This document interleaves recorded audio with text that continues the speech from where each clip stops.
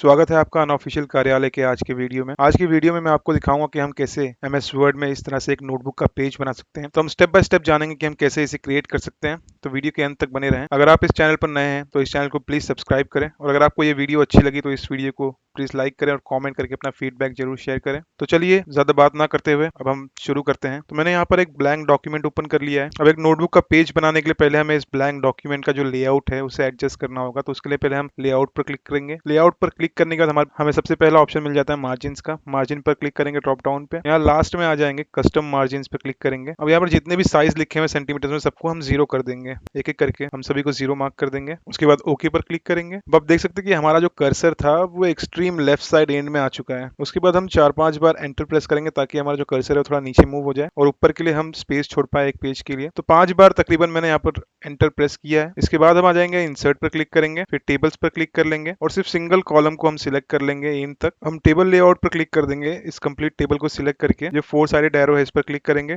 Complete table को select करेंगे और लेआउट पर क्लिक कर देंगे। तो यहाँ पर आपको हाइट का ऑप्शन दिख जाएगा। तो हाइट को हम चेंज करके 0.30 लिख लेंगे इंचेस में। इंचेस के लिए मैंने डबल इन्वर्टेड कॉमा लगा दिया हुआ है और साइड में क्लिक कर देंगे तो ऑटोमेटिकली सेंटीमीटर में कन्वर्ट हो जाएगा 0.76 सेंटीमीटर में। अब यहाँ देख सकते हैं कि आप हमारे पास कुछ लाइंस ऐड हो चुकी है। अब हमें पेज के एंड तक लाइन चाहिए, इसलिए हम टैब प्रेस करते जाएंगे और ये एडिशनल लाइन ऐड होती जाएंगी। तो हमें जहां तक लाइंस चाहिए हम वहां तक टैब प्रेस करके लाइंस को ऐड कर लेंगे। हम नीचे थोड़ी जगह छोड़ देंगे ताकि जो हमारे नोटबुक में नीचे की तरफ मार्जिन होती हैं वो बनी रहे यहाँ पर। इतना करने के बाद हम दोबारा से इंसर्ट पर क्लिक करेंगे। यहाँ पर शेप्स पर आ जाएंगे और हम लाइन को सिलेक्ट कर लेंगे। लेफ्ट साइड से थोड़ी सी जगह छोड़कर हम शिफ्ट करके लाइन ड्रॉ करना स्टार्ट करेंगे। शिफ्ट का बटन दबाने से ये होता है कि हमारी जो लाइन है वो टेढ़ी नहीं हो पाएंगी। मैं किसी भी तरह चला जाऊं लेकिन हमारी लाइन जो है स्ट्रेट बनेगी। तो एक बार ये लाइन ड्रॉ हो जाए इसके बाद हम इस लाइन को सिलेक्ट कर लेंगे और शेप फॉर्मेट में चले जाएंगे। यहाँ पर हम इसे आउटलाइन को कलर कर लेंगे रेड में। अब कंट्रोल डी प्रेस करेंगे इस लाइन को सिलेक्ट करके तो ये डुप्लीकेट लाइन बन जाएगी यहाँ पर, और हम इसे सेट कर देंगे इसके बगल में। आप देख सकते हैं यहाँ इन तक ये लाइन ऑटोमेटिकली डुप्लीकेट हो चुकी है। अब हम दोबारा से कंट्रोल डी प्रेस करेंगे और एक और डुप्लीकेट बना लेंगे। अब इस डुप्लीकेट लाइन को क्लिक करके हम शेप फॉर्मेट्स पे आ जाएंगे। यहाँ पर रोटेट का ऑप्शन है। रोटेट के ड्रॉप डाउन लिस्ट पे हम क्लिक करेंगे और यहाँ पर हमें एक ऑप्शन मिल जाएगा रोटेट लेफ्ट 90 डिग्री पर। तो हम इस पे क्लिक कर देंगे। अब ये देख सकते हैं हमारे पास ये जो लाइन है ये हॉरिजॉन्टल फॉर्म में आ चुकी है। हम इसे सिलेक्ट करके मूव कर देंगे, ऊपर की तरफ अलाइन कर लेंगे यहाँ पर कुछ इस तरह से। दोबारा से कंट्रोल डी प्रेस करेंगे और इसी की डुप्लीकेट लाइन बना लेंगे और इसे भी इसके करीब एडजस्ट कर देंगे। अब फाइनली लास्ट जो स्टेप है वो ये है कि हमें यहाँ पर एक डेट और पेज नंबर के लिए सेक्शन देना है पेज के टॉप राइट कॉर्नर में। तो हम फिर से इंसर्ट पर क्लिक करेंगे। उसके बाद शेप्स पर आ जाएंगे।